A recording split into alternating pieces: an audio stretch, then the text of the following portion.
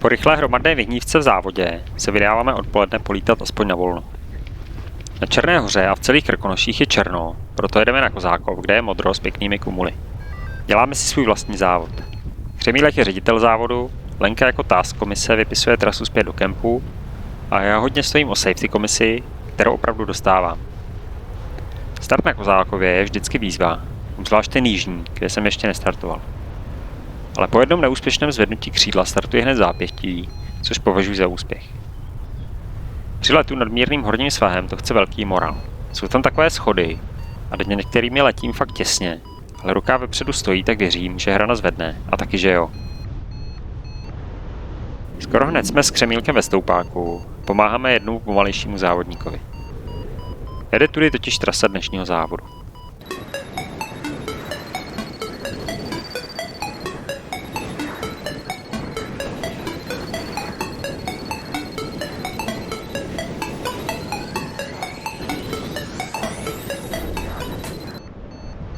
Natočím 1300 a vydávám se na východ do kempu.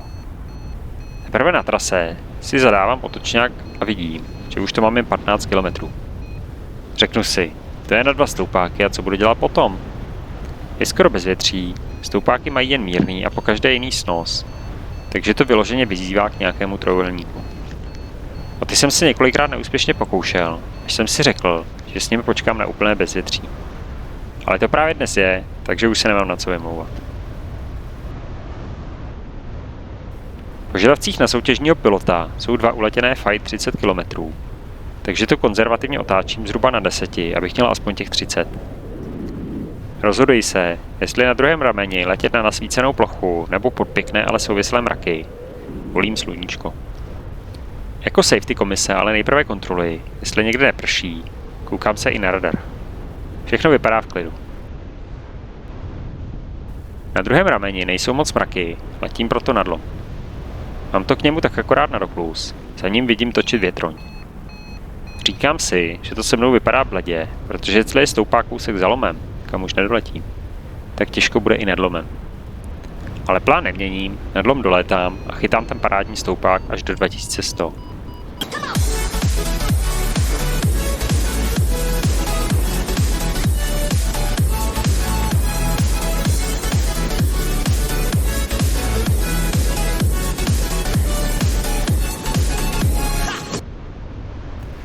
S ním pohodlně dorážím na druhý otočňák, kde mi píše Křemílek, ať nasdílím polohu, že mě cestou domů naberou.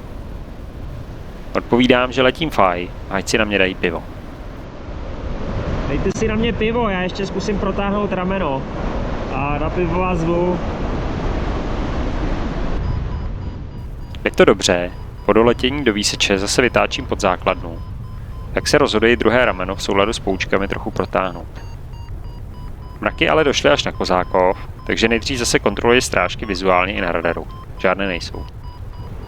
Ani viditelné mraky nejsou nijak zvlášť vysoké. Na Kozákov to mám skoro na doklus, ale cestou si ještě párkrát přitočím zase až do vesmíru. Do cíle doletám s luxusní výškou, protínám cílovou kružnici a letím protáhnout třetí rameno, kam až to jde. Po cestě zpátky mi to nahoru na přistání už nevyjde, ale na přistávačku v pohodě. Parta na mě stejně čekala v hospodě mezi druhým a třetím otočňákem, takže přistávačka je po cestě. Musím říct, že lítání na volno mi vyhovuje mnohem víc než soutěžní. Sice nejde ostatní piloty používat jako bojky, ale můžu si letět podle sebe.